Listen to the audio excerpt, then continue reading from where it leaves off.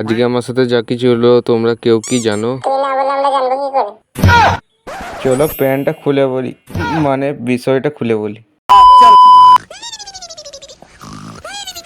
Good morning guys.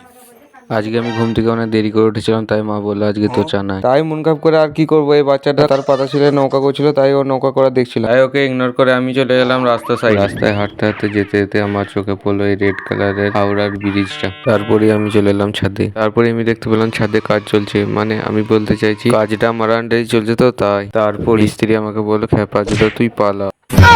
তাই আর কি করবো, এক বুক কষ্ট নিয়ে রাস্তায় হাঁটতে হাঁটতে এরকম একটা সমুদ্রতে ডলফিন দেখতে চলে এলাম।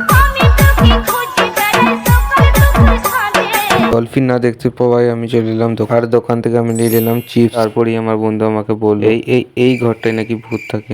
সত্যি এই ঘরটা ভয়ানক ভয়ানক লাগছে, এখান থেকে পালায়। তাই আমি ওই ঘরটাকে ইগনোর করে আমাদের হাওড়া ব্রিজটা পেরিয়ে চলে এলাম। তারপরই বাড়িতে এসে চিপস গুলো ফেলে দিয়ে চিপসের প্যাকেটটা খেয়ে নিলাম।